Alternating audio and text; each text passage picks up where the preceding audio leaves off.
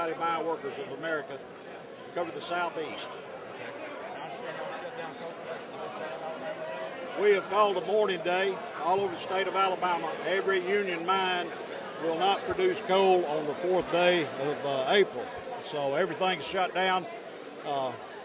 In mourning over what's going on with the workers, our CWA workers, the teachers, AEA, just what's going on throughout the country about in every state, the conspiracy to diminish labor if they can. I'd say politicians that are orchestrated and manipulated by big business to do away with the middle class and union workers. We are! Thank you.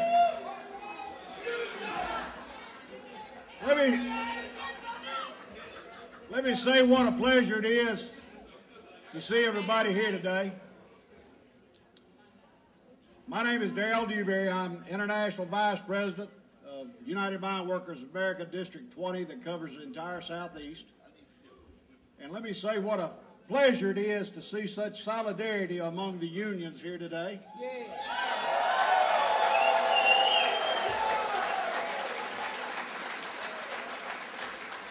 And I am so proud to see the United Mine Workers colors in this audience. Yeah. These colors don't run. Let me say, a wrong to one is a wrong to all. We stand with you. It's just like Hitler when he went after the Hungarians. Everybody said, that ain't us, that's the Hungarians. Then they went after the Czechs. That ain't us, that's the Czechs.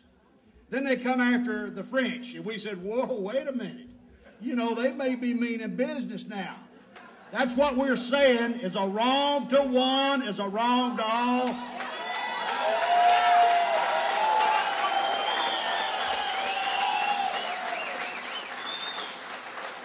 I am so proud to be a member of the most militant union in the United States and around this country.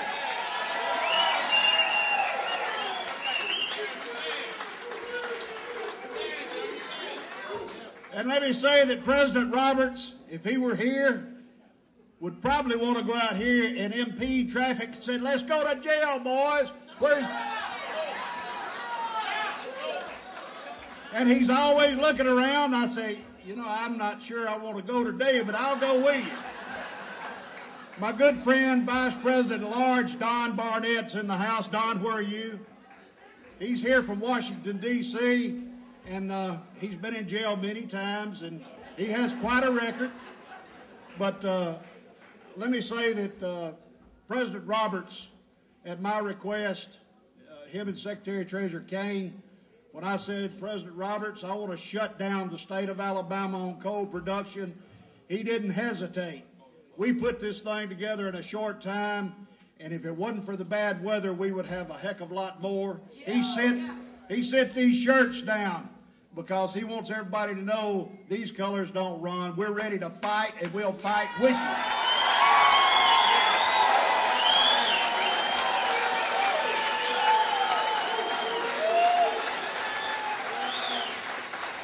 You know, there is a conspiracy in this country right now on the backs trying to say they're balancing budgets.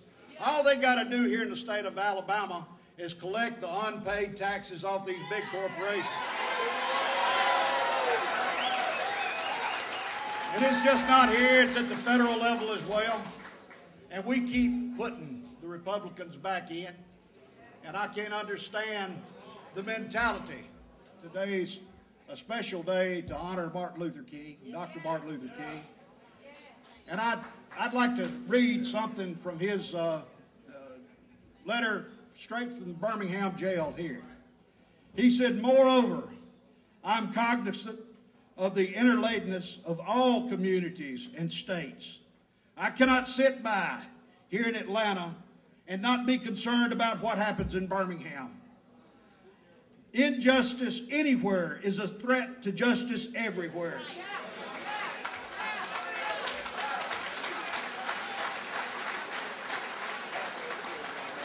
We are caught in an inescapable network of mutuality tied to a single garment of destiny. Whatever affects one directly affects us all indirectly.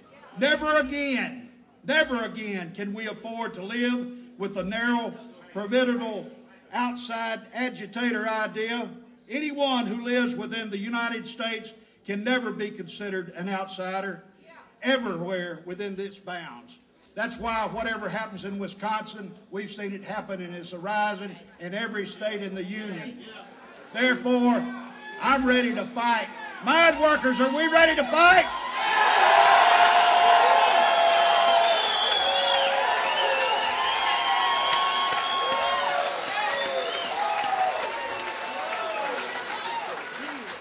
If we lose our threshold on what we have, our children and our grandchildren, of course, I'm fortunate. My youngest son is a mine worker, a dues-paying mine worker, 27 years old, and I'm proud of him for doing that. My granddaughter is 10 years old. I would love for her to inherit a better way of life than I've had. But there's a conspiracy to diminish the middle class. Not just unions, the middle class. They will have us eating fish heads and rice like the Chinese if we don't stand up and fight for our rights now.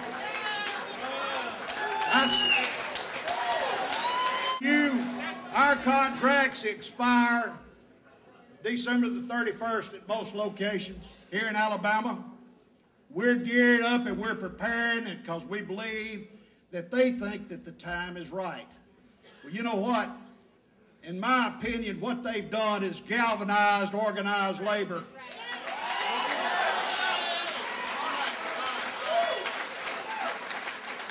They've awakened a sleeping giant. We may be a minority, but God help them when we take them on. The mine workers is probably the most wealthy union per capita of any labor organization, and that's as a result of the sound leadership we've had with President Roberts and Secretary Treasurer Kane. We have $174 million to take them on, and we will spend every penny we have to.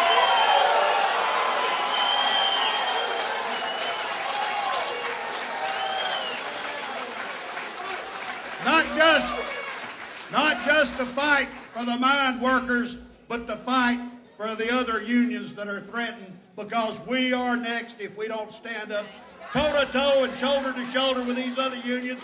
We will be next. Thank you.